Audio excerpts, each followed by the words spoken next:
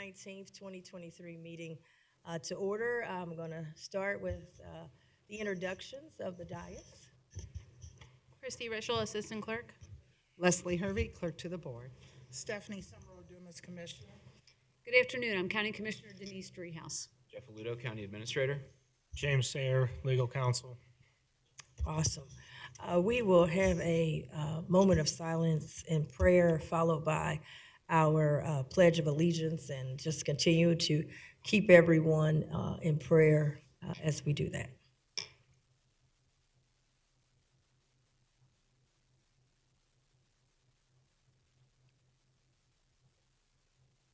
Amen. Allegiance to the flag of the United States of America and to the republic for which it stands, one nation, under God, indivisible, with liberty and justice for all. We will open it up for public comments. Oh, I'm sorry. We will open up with approval of the minutes first. I make a motion to approve the minutes. Second. Commissioner Reese, Yes. Commissioner Driehaus. Yes. Commissioner Summer Dumas. Yes. We will see, are there any public comments on Zoom or otherwise? No public comments. Okay, we'll open up with comments and resolutions from the board. I'm going to ask Vice President Driehaus to go first, and followed by Commissioner Dumas, and then I will give my comments, followed by Mr. Aludo. Vice President Driehaus. Okay, thank you. Yeah, just a couple things to report out, things I did on behalf of the commission. So we all signed a proclamation for Margot Spence, who is leaving First Step Home after many, many years. She has led with her heart in that organization to help women and their children who suffer from addiction. So I presented the proclamation last night. She was very grateful. There was a nice crowd there. So congratulations and thank you. A big heartfelt thank you to Margot Spence. I also participated in a presentation to the probation office with Tom Sinan and Megan Gosney related to the work of the Hamilton County Addiction Response Coalition. The idea was to make the probation department and those officers more familiar with the work so that we can collaborate as they deal with a population that has gone into the community from the Justice Center that oftentimes have issues related to addiction. And so it was a good dialogue that we had with them. We learned from them, they learned from us. So I was glad to be part of that. Nikki Sanders, drug court judge, was also there. And then I just got back from two pretty cool things today. One was the ceremonial swearing in of Greg Landsman, our new congressman from the 1st Congressional District. Congratulations to Greg. It's a very interesting and I think exciting time in DC, I think. But Greg is going to do good things, and I'm delighted that he has taken that spot, and he will do good things in DC on behalf of the district. And then the final thing I have is just attended the OKI dinner, or luncheon, where we celebrate all things transportation, and the county is an important partner to OKI, and so I was glad to be there with Commissioner Reese and others to represent the interest of Hamilton County and to thank OKI for the collaboration. Thank you. Thank you. Commissioner Dumas. Thank you, Madam President. Just a couple items. I also attended the swearing in for Congressman Greg Landsman. I wish him all the luck in the world. No, I'm very supportive of him, and I know he'll have lots to do while he's up there. She said I need to go closer. Okay. All right. All righty. And so I also want to talk about Beyond Your Imagination. Is that better, Christy? Okay. And we talked about that last year. And Beyond Your Imagination is an initiative underway for foster kids and adopted children to experience the same activities and events and cultural experiences that all other children receive. And so JFS is going to be monitoring this and administering it. They've been doing some of it, but this time we wanted to be intentional and look ahead of events that are coming to our area so they can be a part of that and what's going on. Secondly, I still have a vacancy in our office for the TID Board Commission, Transportation Improvement District. If you're interested in giving your input on what goes on with transportation, then please let our office know and check the website. Also, we will be looking into having an intern in our office. So if you look on the website and you're interested in being an intern in the government process, I should say governmental process, please fill out an application. And one other thing I'd like to talk about, another initiative that I talked about last year and my colleagues supported, Inspire Initiative. And this initiative is established to pursue groups and activities geared towards sustaining and improving the mental and physical wellness of our Hamilton County youth. So we look forward to around the middle of February, some applications will be online in order for groups out there, community groups, dance groups, or whatever it may be, you can apply. And we want to try to undergird some of the cost of you doing what you do. And that will end my report for now, Madam President. Thank you. Just wanted to highlight a few things. We celebrated Dr. Martin Luther King Jr. All weekend. I want to thank UC Health and the College of Medicine for the honor as they celebrated their 50th anniversary of their award ceremony in honor of Dr. King. I was honored to receive the humanitarian award, and it was just a great event, so I want to thank them once again. I also this past Sunday attended Bethel Church with gospel artist Byron Cage, who was in town under the direction of Bishop Dr. Brian Walker, who also serves on our One Ohio board. It was great to celebrate Dr. King with this great musical national recording artist at the church. It was great. On Monday, I attended, as I always do, the Martin Luther King Annual March. Been going to that march since I was little.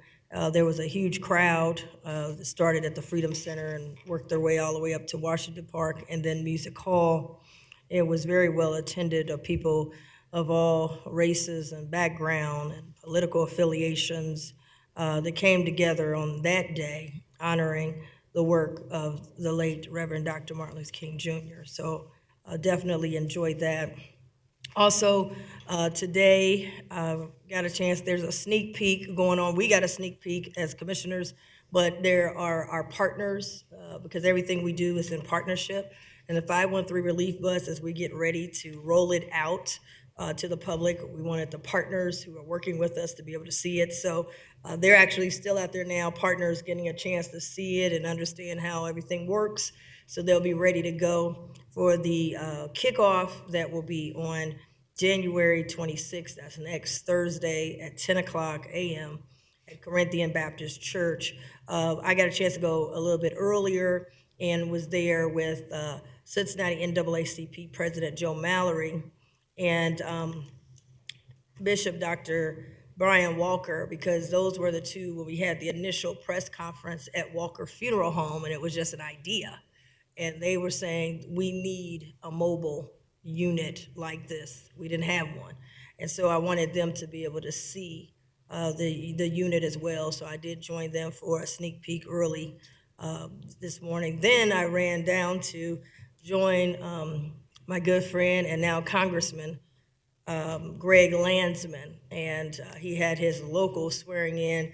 It was at the federal building, and it was good to see Judge Black, who hosted it and presided over it.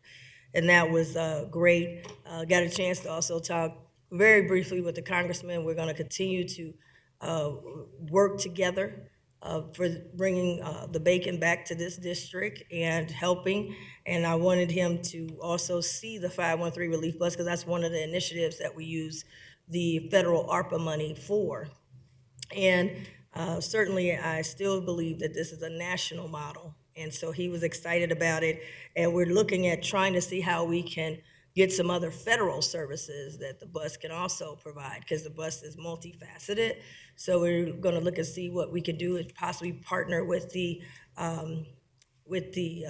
Social Security office and maybe help provide Social Security cards on maybe a monthly or quarterly basis. So he was excited about that and look forward to working with him.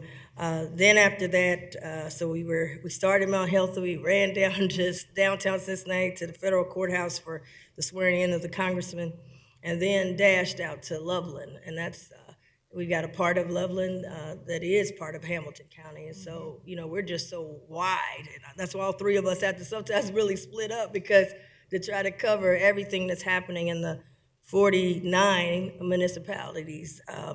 So I went to Loveland to the OKI luncheon. I was not able to stay for lunch, but was able to at least know that our presence was there, and Congressman Winstrup was there as well, and I got a chance to chat with him because we have to work on both sides of the aisles as well.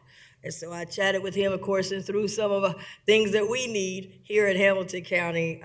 Whenever I get a chance to do that, I'm always going to do that. So got a chance to do that, and I got a chance briefly to sit at the table and meet the contract and design team for the Brent Spence Bridge. And I shook their hands and I said, listen, we're putting this bridge in your hands. And so they were excited to be able to work on this project, and it was good for me to be able to put a face with not just a name, but be able to see the people that will be working on a project of our lifetime, the Brent Spence Bridge. So I was able to do that. Tuesday, well, I want to say on next Wednesday,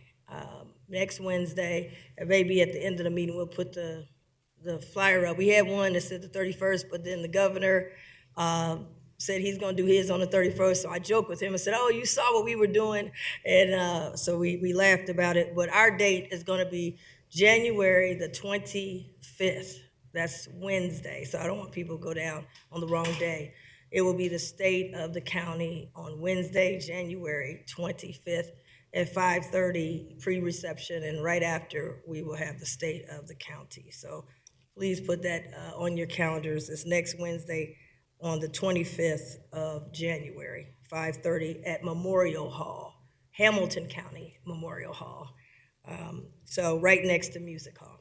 So I wanted to have that. Tuesday, we had a very good meeting. The SNAP benefits, we had a good presentation by our Director of Jobs and Family Services, Mr. Michael Patton. And as everyone knows, this is not the county. We didn't have any control over this. This is the federal government, and they decided to end the additional SNAP benefits. The issue that all of us that we have is that, right now is a bad time because we got inflation. COVID effects are not over. And I am working on a letter that hopefully all three of us signed that we can send to our delegation. I did tell the congressman to expect that. But in the meantime, people needed help right now. And we put together an action plan, and the administrator will talk in a minute with a by leave of $2 million that we were able to find from other programs that didn't use up all the money. We were able to find $2 million to put toward the pantries, food pantries. That's the one of the basic things you can have is food. To the food pantries to be able to help people and be ready to go for these emergency situations. In addition to the 513 relief bus that we have going. So we're taking a proactive approach, and we will be discussing that a little bit later today. As I end my comments, I wanted to just establish something. This is my third meeting that I've presided over, and I really appreciate it. But I want to articulate the tone in which I would like us to conduct ourselves. We're living in a different time. When I was serving on council in the 90s, a lot of stuff, there was no security. People can run up on you. You didn't have to worry about it. You can go in your house. You don't have to worry about it. But post-COVID, and even right before, we're dealing in a different society. There was never I would never dream of an attack on the Capitol. And a lot of the people that were involved with that had decent occupations. So we can't just say, oh, they got a great occupation. There's no way we have to be concerned with that person. There was a person running for a political office, I believe, in another state and won political office just recently, and the person that lost went up and shot up their house. We are in a different time. We are in a time where safety matters.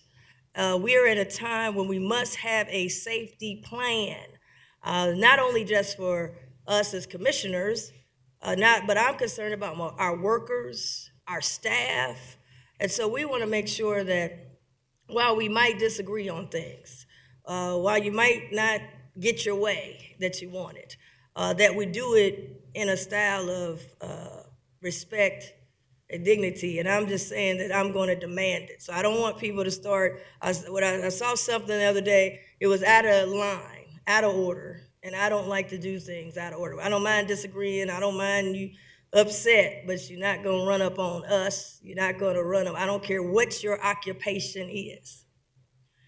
We all have a job to do, but we got to do it with respect. And so I don't want post-COVID, now that we're opening our doors, that we come with some different type of behavior.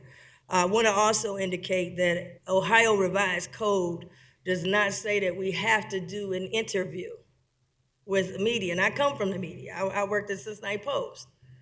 We don't have to do an interview. It's not mandatory. It's not mandatory. And if we decide to do it, we decide to do it. But that's just the way of the world. But we're going to have dignity. We're going to have respect. We're going to have order. Now, I know Commissioner Dumas, now she always kept this, and I'm trying to be, I keep mine down. She kept this thing up. She's waiting. You come up the elevator, she looking.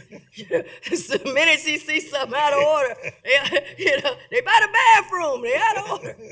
And but in all seriousness, I try, but we will use this if necessary. So one of the things I wanted to ask the administrator, to my colleagues, I've said I want a safety plan. I want a safety plan that we have here. I was in New York as a council member when the council member in New York got murdered in City Hall. So I want a safety plan that can be shared with all of us, with our administration, our workers, and this safety plan can also be utilized by our other municipalities because they have public meetings, whether you're a city, a village, or a township, that we would have a Hamilton County safety plan we can share with them if they choose to use it. So I wanted to highlight that.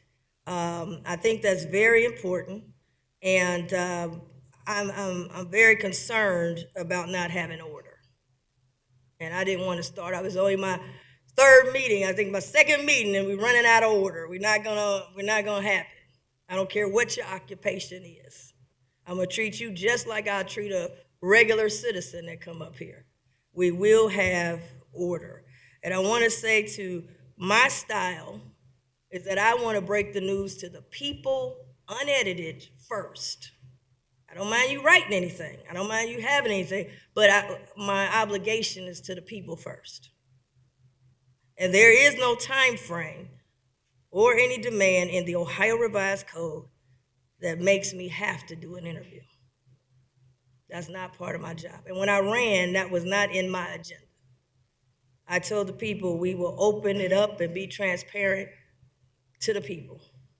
So when you say, well, you were gonna do that, come to the state of the county. We're not running from anything. I'm gonna have a state of the county. I'm gonna be open. I'm gonna tell you what it is. But we're gonna break it to the people first. And that's just the style that I have. Everybody has their own style. And everybody else has been respected with their style. And I'm gonna be respected with my style. So wanted to highlight that.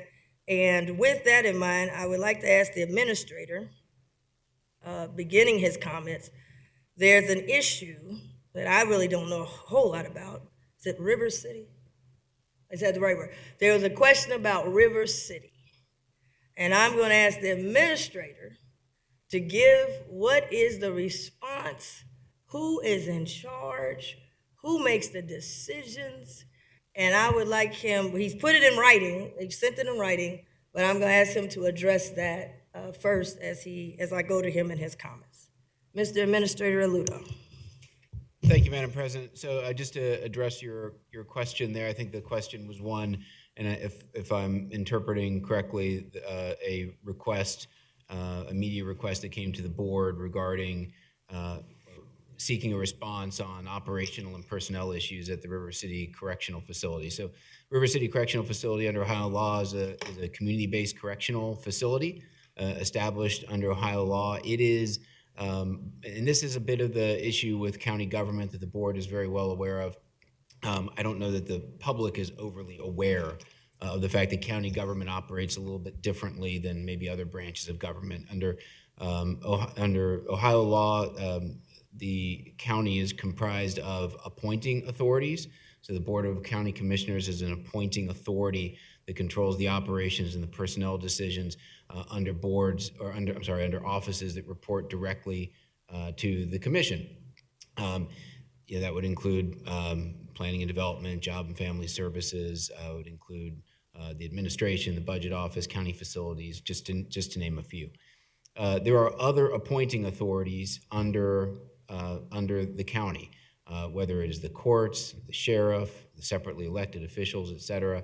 In this particular case, River City Correctional Facility is a separate appointing authority. So the board does not control the operations or the staffing decisions or the personnel decisions under that appointing authority. So just as the board and the Board of County Commission, the courthouse is itself in the name of the Board of County Commissioners.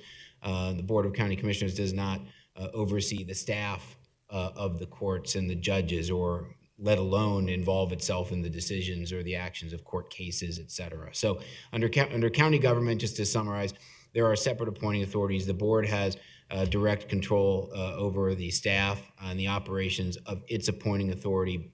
Separately elected officials and offices have control over theirs. That same information was conveyed as a response to the media request that came in for public records or for comments on this.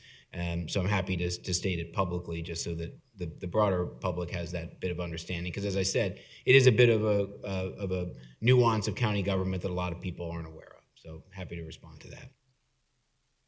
Thank you for that response. And if there's questions, we have administration, you have been more than willing to answer. You've answered those questions. I'm sorry that probably a pertinent point that I failed to mention that we typically include in these types of questions when we respond is that if there are questions of the public or of the media, that those questions are rightly delivered to the separate appointing authority, which in this particular case, River City has its own facility governing board, and that is the appropriate place for questions.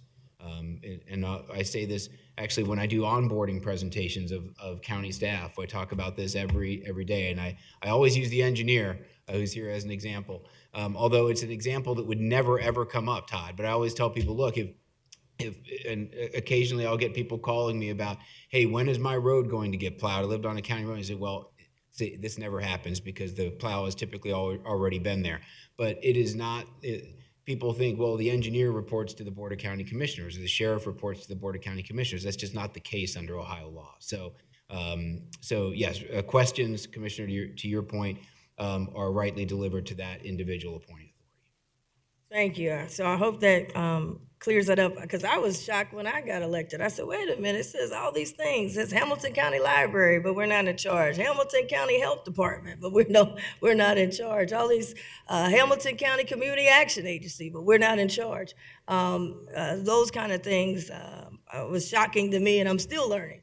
But those questions, you have explained, and that's where we are. We can with always this help issue. point people in the right direction. We of course want to be helpful as people are looking for the information that they need. And sometimes being helpful is letting people know that you're not going to find the answer here. The answer is somewhere else. So if we can be helpful in that regard, we'll continue to do it. Thank you. I appreciate that clarity. Vice President Trias, do you have any questions on that? Commissioner Dumas, any No questions? questions. I just wanted to say, as far as if you were an elected official, we have no control or power over you, like the engineer and the court system. And so when you go and vote and you see that they're being elected, remember that we as a board don't have any power over those that were elected. The sheriff is another one, yeah. Thank you. Mr. Ludo, your So, comments. yes, just no comments today, Madam President, just one by leave. You'll find this as by leave 1 in your packet. Is the resolution. This is on the heels of Tuesday's conversation. You mentioned it in your comments regarding the pending reduction in SNAP benefits. By leave 1, at the request of the board, is a resolution amending the county's American Rescue Plan Act funding to reallocate $2 million to food assistance in the Free Store Food Bank, which is the region's largest emergency and food service provider and distributor, which does over $37 million in meals annually. So they also work with a lot of the local regional food banks and pantries. So this funding would be reallocated in our ARPA plan from the line item of broadband specifically to the line item associated with food service. So we think, again, with the pending federal decision on SNAP benefits and the reduction in incremental payments to families, that this would be a good way for us to prepare the community by buttressing the operations of one of the primary entities and agencies to which people are going to go for assistance should they need it. So with that, Madam President, I'll turn it back over to you. Thank you. I want to thank you and your team for moving quickly. I mean, we just had this meeting on Tuesday, and we're back on Thursday with $2 million, and that's nothing to sneeze at. So I want to thank your team for moving very quickly on this and bringing back this by leave. And with that, any questions, Vice President? Yeah, thank you. I too want to thank the administration. We had a conversation about this on Tuesday, even before the meeting, at our one-on-one, and recognized that there was going to be confusion and need in the community related to the SNAP benefits going away at the federal level. And so, again, I've gotten some questions in the office, and so I'm glad to be able to report out to the constituents that we are allocating this money to what, you know, as you think through, and I've done this exercise because I was the one that said, you know, is this the only place where we could allocate dollars, or are there other agencies that are also working in this space? And I've become convinced that the Free Store Food Bank, and I'm a big fan of the Free Store Food Bank, because of the regional nature of the work they do, their services are far and wide. And so the people that will be impacted by the lack of the SNAP increased benefits that are running out are from all over Hamilton County. And so I wanted to make sure that everyone was being served by the money that we are allocating, and I'm convinced that the Free Store Food Bank is the right agency to do this.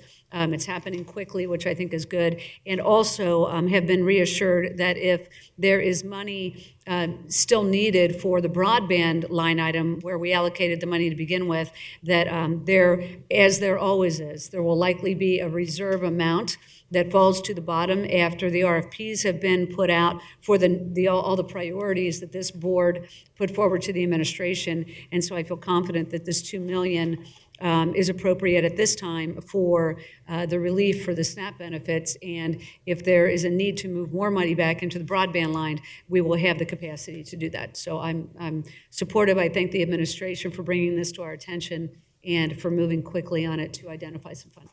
Thank you. Thank you. Commissioner Dumas.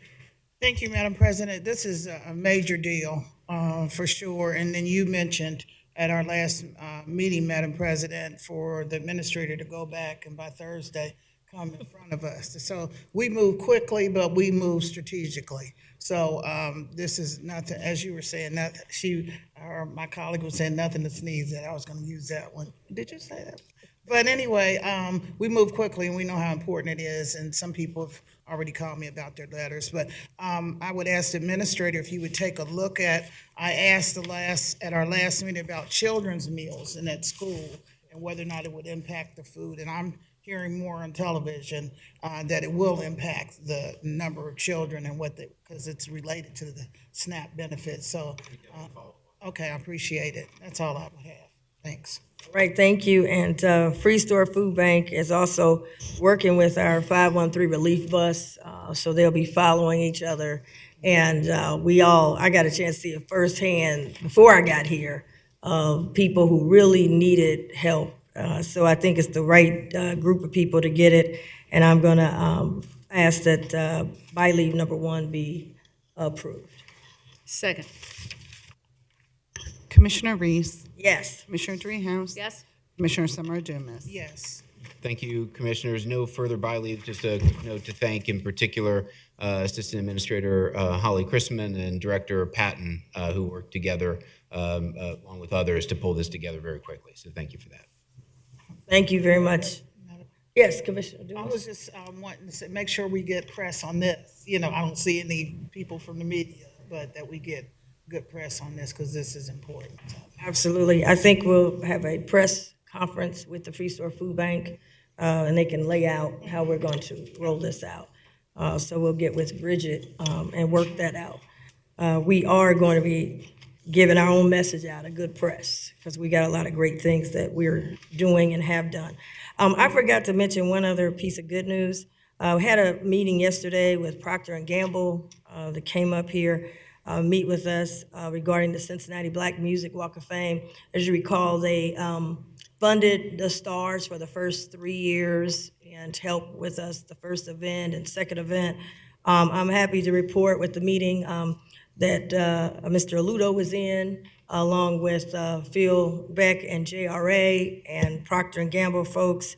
They walked out and said they will re-up for another 3 years for the Cincinnati Black Music Walk of Fame. So I just wanted to share good news when we get the good news. It was really easy. I went to, I said, when they got done, I said, Mr. Aludo, anything else? Nothing else. Let's get out of here and get the check. The meeting is over. Awesome. So that was very positive news. So excited about that ribbon cutting that's coming up July 22nd. We have a public hearing. Am I doing that right? Okay. We have a public hearing regarding ODOD target of opportunity grants. Yes. Good afternoon, Madam President. Good Steve afternoon. Johns with Planning and Development. Yes. So you might recall before the holidays, we had our first public hearing on this item. This is COVID money, CDBG CV from the state that normally we aren't able to get, but because it's COVID money, that's able to flow our way this time around. And tying into your $2 million award, $300,000 of this application is for other food rescue opportunities through some smaller groups than the Free Store, through Last Mile Food Rescue, Tekin Farms, La Soup, and Food for the Soul. So their total ask will be $300,000 for this grant. The other piece of this total $600,000 grant is to help strategies to end homelessness with continuing outreach and shelter diversion activities. They'll cover salary and benefit costs associated with the personnel to do that work. Today, you will find in your consent agenda a resolution authorizing the application for these funds and also the subsequent administration of the grant if awarded. And I'm happy to answer any questions regarding this. Thank you for presentation. Is this our second hearing on this? That's correct. Okay. So the first hearing was before the holidays. I believe it was on the 8th of December. Is there anyone here to speak on it? I'll look around and make sure. Okay, I will open it up. Vice President Dreehouse, any questions? Yeah, thank you, and thank you for the presentation related to this item. You know, I was at the Solid Waste Policy Committee meeting yesterday, and we too are allocating dollars to Last Mile, Tekin Farms.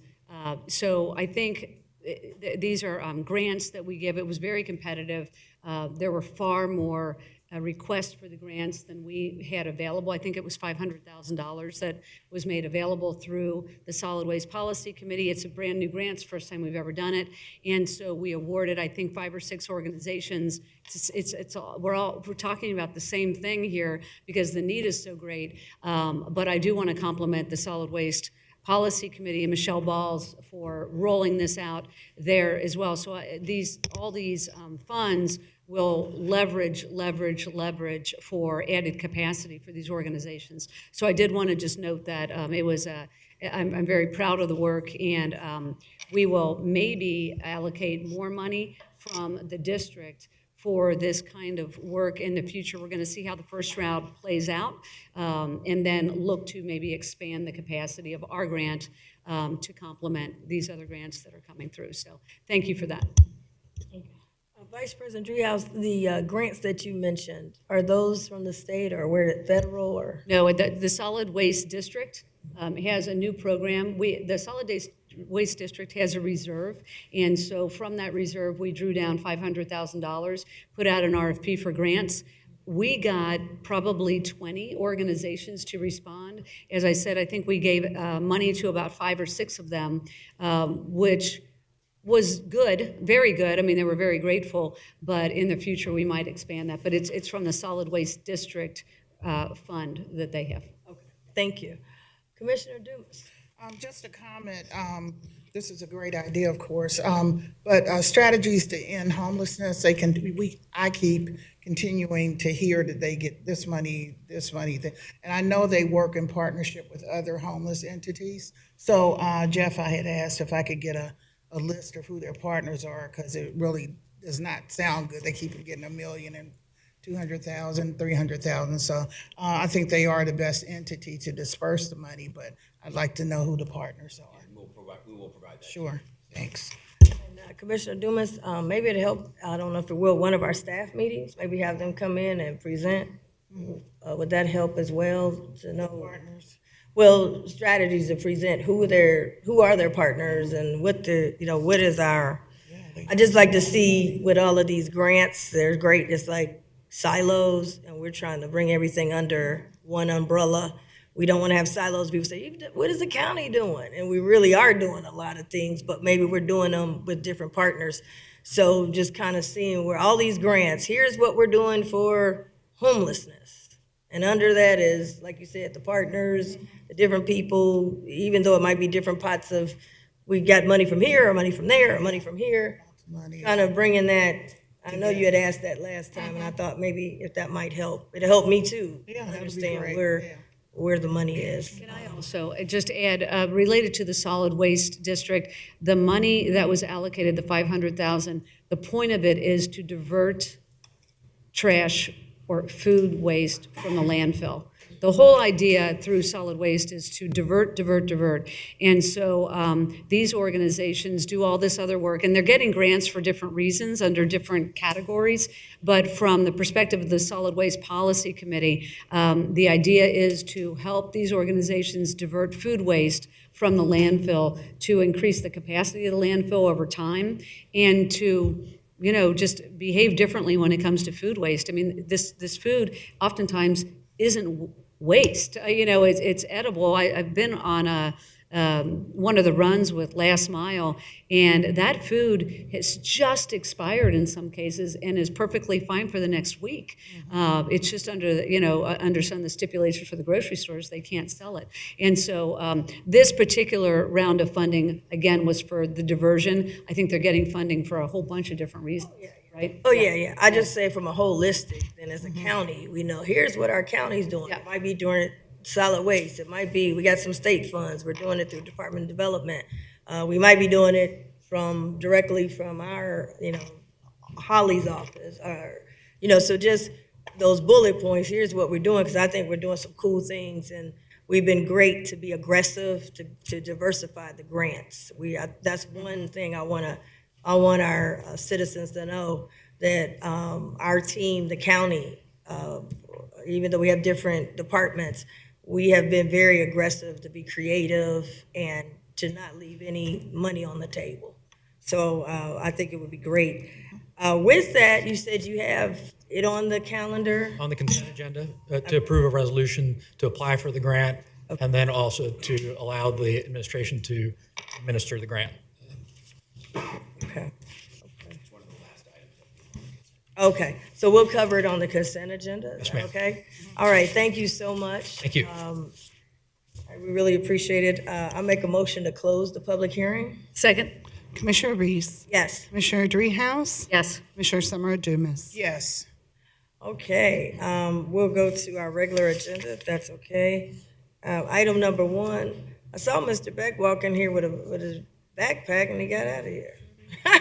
We let him off the hook. Let him off the hook.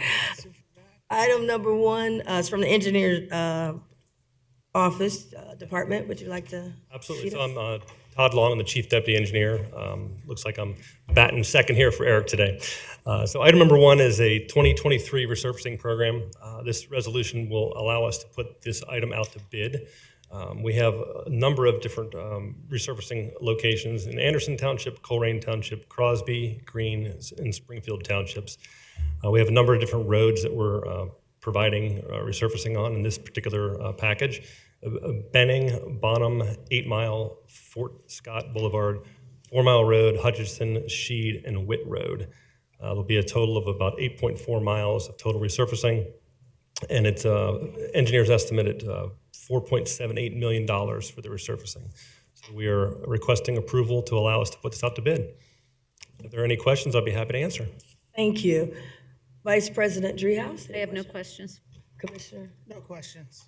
Okay, I make a motion to approve item number 1. Second? Commissioner Reese. Yes, Commissioner Dreehouse. Yes. Commissioner Summer Dumas. Yes. Thank you very much. thank you very much. I will now move to consent agenda. I'll ask Administrator Ludo, could you walk us through with also any that have financial implications? Certainly. Happy to. There's 14 items, I believe, on your consent agenda today. Commissioners, item number 2 are my administrative actions. Item number 3 is a $400,000 community revitalization grant to the Village of Gulf Manor, focusing on the demolition and acquisition and demolition of buildings at Weehee and Lisanaville. Item number 4 is a $150,000 community revitalization grant for the city of Cheviot, relating to an improvement program for the Harrison Avenue Business District. Item number 5 are bids and contracts awards for the purchasing department, total of $549,152. Item number 6 is an award of a bid to DeBra Kemple in the amount of $139,426 for electrical upgrades in the county courthouse and the Todd Portune Center. Item number 7 is a resolution accepting purchase orders for Hamilton County and establishing purchase orders at the beginning of the year. For their execution, we typically see larger amounts of purchase orders established at the beginning of the year, the amount of $8.2 million. Tacking on to the conversation from a little bit earlier, item number 8 is a solid waste district waste reduction grant to MyY, which is specifically related to the purchase of, I believe, a trailer to assist with food recycling efforts as well. Item number 9 is an agreement, a single source agreement with for foster through Job and Family Services for foster care services, where we have 2 children requiring a specific treatment milieu and currently existing within that provider.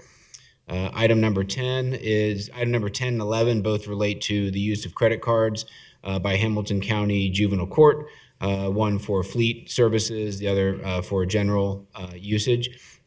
Item number 12 related to the public hearing is a resolution approving the ability to apply for the Target of Opportunity Grant and the ability to administer that grant upon acquisition. Item number 13 is the monthly investment report from the treasurer. And item number 14 is a requesting authorization to travel at the county's expense.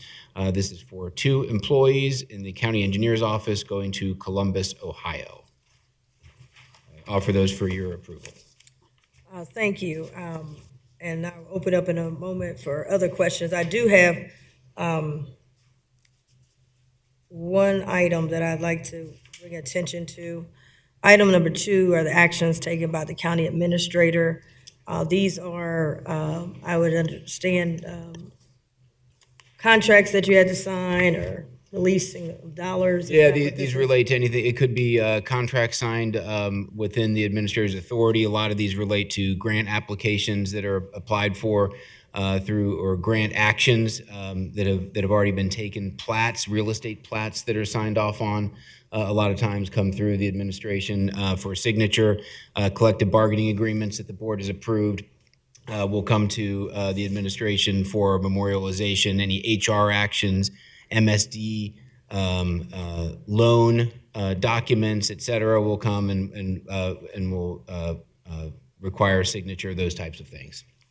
Okay, I wanted to just ask, I think Commissioner Dumas brought this up, I think our last meeting, about getting these a little more timely, because when we look at these, we're going back to, I mean, they're March of last year, but getting these a little more timely, I know you had mentioned a way to be able to do that. Yeah, so we have worked on that, and I think I'd put in my weekly report that we were going to get a bulk of these approved the first part of the year, but we were working administratively, so these will be coming now to the board on a monthly basis.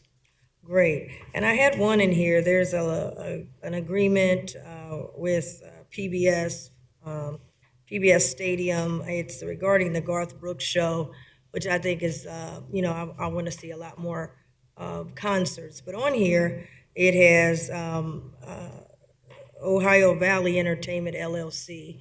Now, in our contract, I had mentioned this a couple times last year, and I just wanted my colleagues, because we don't get to talk privately, but in the lease agreement, as we go into a possible, new lease with the ownership of the Bengals in Paul Brown Stadium or PBS Stadium, I saw a section that talked about entertainment, booking events, major events. It doesn't have to be just concerts, but major events.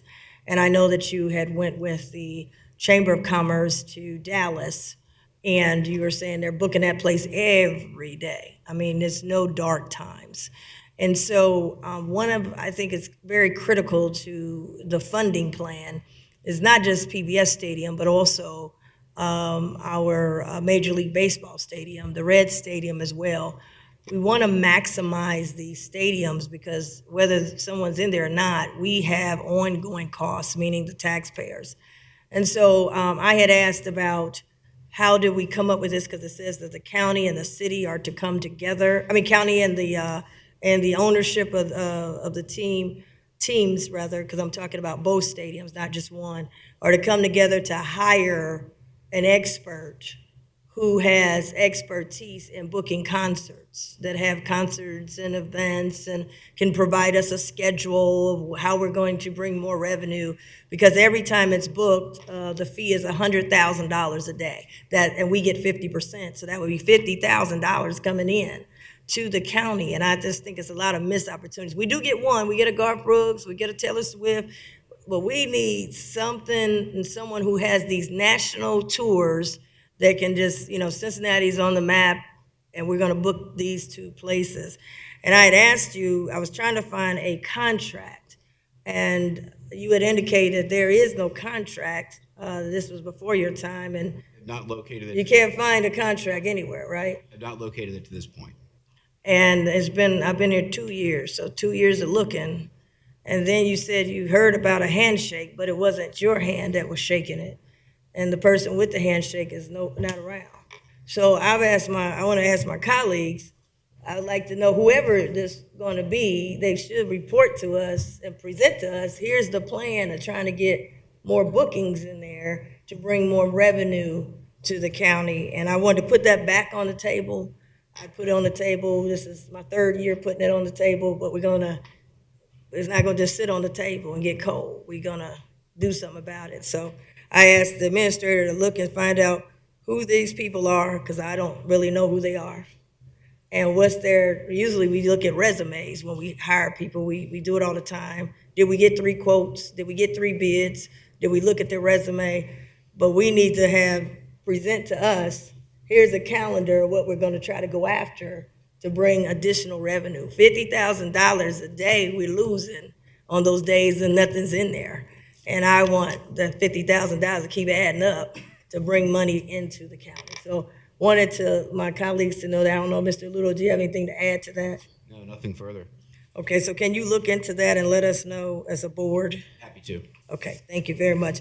And then my last piece on here was the procurement. Just want to have a reminder, want to have our reports. We used to get quarterly reports on our minority spend and those kind of things. And we've done the disparity study. We've got some new things that'll be coming in place. I'd like to have the quarterly reports back activated, and then also pick a day to come before our committee at a staff meeting and kind of bring us up to speed, because we've been doing, I know we got a long way to go, but we have been doing some very good things, and I think the public needs to know about it. Yeah, thank you, Madam President. Yeah, and you're absolutely right. We have been, the numbers, I think, as the board has seen from prior reports, have been improving as it relates to utilization of small minority and women-owned businesses. So we'll provide an update. I was working with Robert on the fourth quarter report, and I think we still need to get you the third quarter report from last year as well. So we're working on that, and we also have a staff meeting presentation that we'll work with your office on, Madam President, in terms of scheduling. Was hoping to schedule it at the end of January or early February on the policy-related items for the disparity study that the board can advance and move forward on. Awesome. And Commissioner Dumas, I know, really talked about breaking up some of these contracts. And I'm seeing still got work to do, but I'm seeing some of these things break up. And because of that, more diversity is able to participate on some of these contracts. So I think that's really good. That's all I have. Vice President Driehaus? No, I'm looking forward to, I assume Robert Bell will be Yes. presenting that. I too am interested in what's happening with the disparity study. It was part of a resolution we passed many years ago, it seems now, related to racism being a public health crisis in Hamilton County. So anxious to see how we are making progress and what we can look forward to by way of some of the larger projects that are on the horizon. So appreciate that, and we'll look forward to hearing from Robert. I have no questions related to the consent agenda. Thank you. Commissioner Dumas? Just a couple comments. Item 3 and 4, the community revitalization grants, I think is symbolic of our commitment to go outside of the city of Cincinnati, spread the money around. We last went to Lincoln Heights and gave money there, and people were asking, are you going to give to other communities? So Gulf Manor and Cheviot will be receiving some money from the revitalization grant. And Madam President, item 6, I wanted to talk about what you were saying as it relates to diversity and breaking up the contracts. I wanted to ask our administrator specifically, the Todd Pertune Center and the courthouse is under this $139,000 for electrical upgrades. And my question was, I heard you say earlier there was a bid process, but we had talked about the smaller companies that maybe could not bid on the courthouse and this building, and to break up the bid so they could bid on one or the other. And I just wanted to know, are we starting to do that more? Obviously, well, not obviously. Did we do that on this one? Did we break it up? Or? It's difficult for me to say on this particular item because there could be electrical upgrades in other buildings as well. That this would have been this could have been a package that went out, whereas there are packages of other buildings. I just don't know. I'll have to look into that and report back to you, Commissioner. But I do know that we do continue to look at breaking bids up. In fact, just very recently, I think there was a question that the board had specifically related to vending machines. And we actually went out to bid for that and actually broke that up such that there was very competitive pricing, and it was very difficult to say whether one was lower, one was higher, because they might be couple cents lower on one thing, couple cents higher on the other. So we could have just stayed with the current provider at all of our buildings and just justified that based upon this is our current provider. But we split up the buildings, and we provided a minority business enterprise the opportunity to get a foothold in one of our buildings.